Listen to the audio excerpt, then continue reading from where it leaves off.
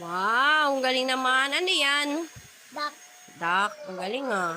Ano yung isa? Ha? Yan yun. Ito. Ito. Ano to? Sun.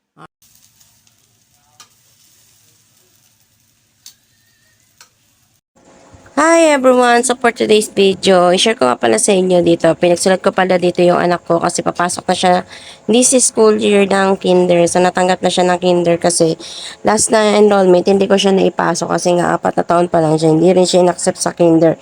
Then dito sa subdivision namin is puno na yung mga puno na yung list of enrollees ng daycare. So, hindi na rin siya po pwede sa daycare kasi nga nakapag-daycare na din siya. Although pwede naman siyang multi kasi ilang taon pa lang naman siya. Yun nga lang kasi puno na talaga yung listahan dito.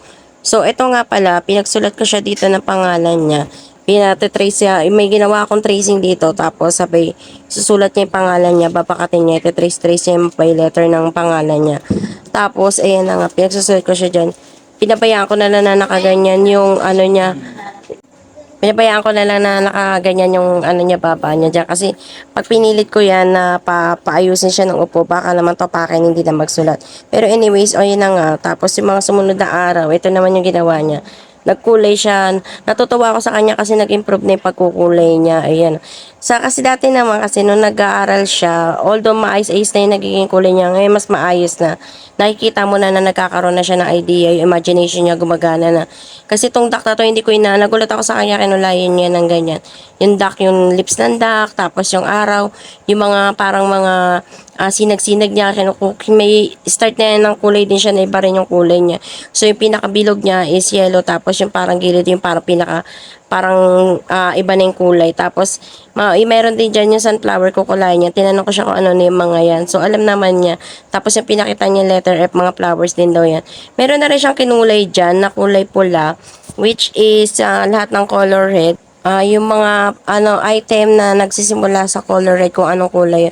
So anyways, ito na nga. So share ko nga pala tong vacuum na ng kapatid ko na nakuha niya to from Black App. So binigay lang niya sa kanya ng seller. So ako hindi ako na-approve dyan. Maganda rin to. Ang gandang gamitin nito sa Dearma yan yung tatak na ito. So anyways nga yan. So shoutout naman sa Dearma. Baka naman charis. Anyway, ayan, maganda siya panlinis kasi hindi mo na kailangan yung mukuyo-ko ng mata kasi minsan di ba ang hirap yung mukuyo ko pag naglilinis.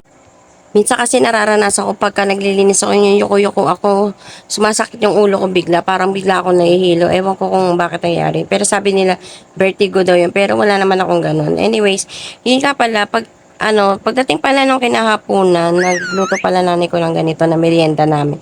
Nakalimutan ko anong tawag dito pero masarap siya, sinasaw siya sa gatas na may itlog. So, yun na nga, maraming salamat po sa panonood ng aking vlog. Huwag po kayong magsasawa lagi manood po ng vlog ko.